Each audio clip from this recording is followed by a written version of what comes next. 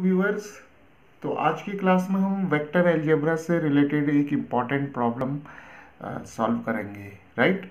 तो यहाँ पर जो हमें प्रॉब्लम दी हुई है वो है कि if A B C are three unit vectors such that vector A plus 2 times vector B plus 2 times vector C is equal to 0 vector, then we have to find the value of the magnitude of a cross c।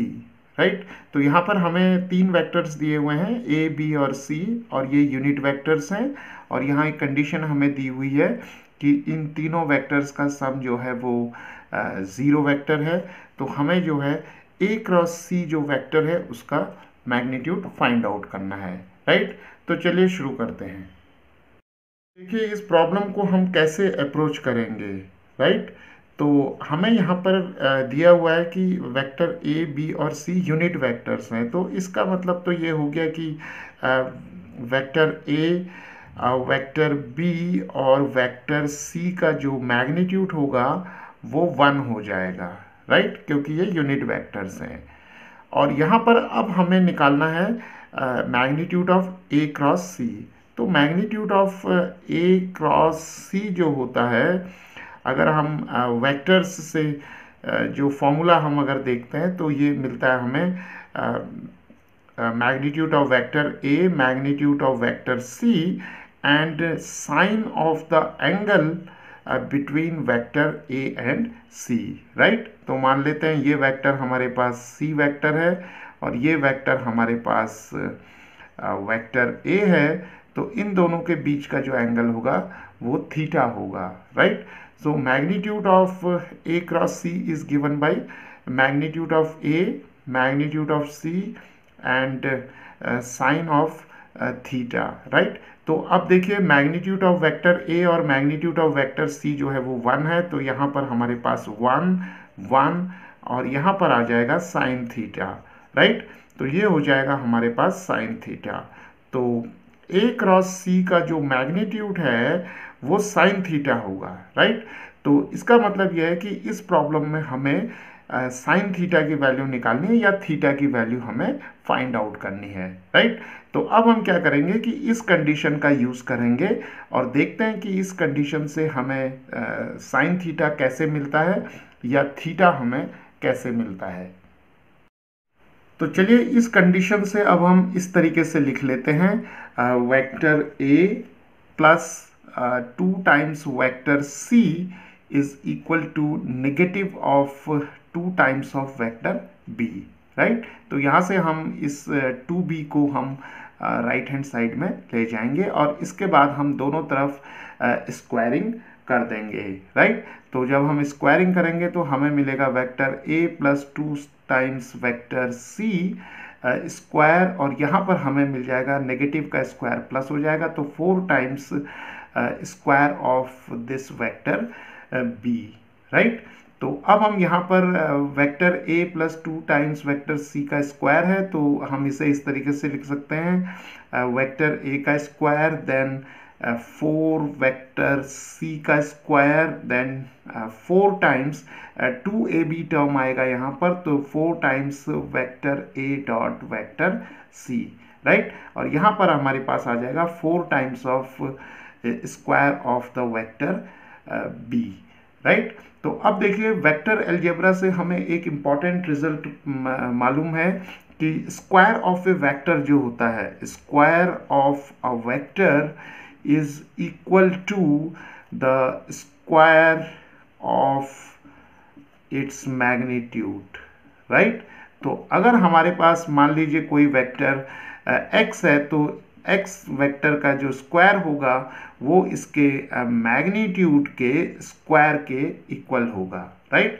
तो यहाँ पर देखिए हमारे पास vector a का square है तो ये हो जाएगा magnitude of the square of this vector. So this is this vector a is unit vector, so we have 1 square, so that is equal to 1. right। Similarly यहाँ पर वेक्टर c का जो स्क्वायर होगा वो हो जाएगा वेक्टर c के magnitude का स्क्वायर और ये 1 है, तो क्योंकि वेक्टर सी जो है वो यूनिट वेक्टर है तो ये भी 1 हो जाएगा। और सिमिलरली जो square of the vector B है ये भी हमारे पास 1 आ जाएगा, राइट। तो चलिए अब हम यहाँ पर यहाँ 1 रखेंगे, यहाँ भी 1 रखेंगे और यहाँ पर भी 1 रखेंगे, तो हमें मिल जाएगा 1 plus 4 times 1 plus 4 times a dot c and that is equal to 4 times of 1, right. तो चलिए इसे सिंप्लीफाई कर लेते हैं, तो ये हो जाएगा 5 plus 4 times vector a dot vector c और यहाँ पर आ जाएगा 4, तो ये आ जाएगा 4 times vector a dot c, 4 minus 5 that is equal to -1, so vector a dot vector c is equal to -1/4, right. तो अब हम यहाँ देख रहे हैं कि हमें जो वेक्टर a है और वेक्टर c है इन दोनों का जो डॉट प्रोडक्ट, जो स्केलर प्रोडक्ट है वो -1/4 मिल गया है।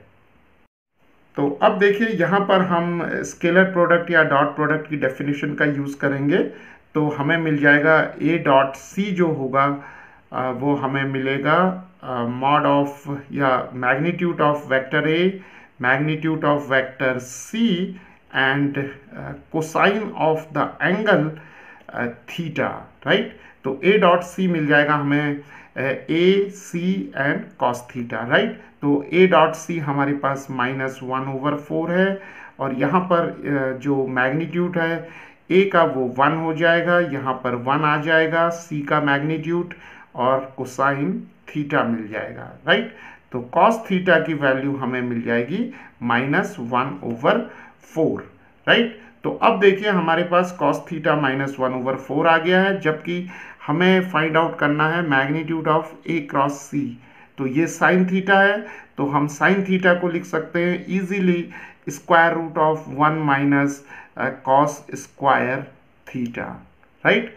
तो ये आ जाएगा अब हमारे पास square root of 1 minus cos theta की वैल्यू हम रखेंगे यहाँ पर -1/4 स्क्वायर, तो ये मिल जाएगा हमें square root of 1 minus 1/16 and we can simplify it, so we have 16 minus 1/16 that is square root of 15/16, right. तो अब हम यहाँ से हम इसे सिंप्लीफाई कर सकते हैं, तो ये स्क्वायर रूट ऑफ 15/4 हमें मिल जाएगा, राइट। तो यहाँ पर जो magnitude of a cross c है उसकी वैल्यू जो होगी वो स्क्वायर रूट ऑफ 15/4 आ जाएगी, राइट। तो इस तरीके से हम वेक्टर्स के जो इस प्रकार के जो प्रॉब्लम्स हैं उन्हें हम सॉल्व कर सकते हैं।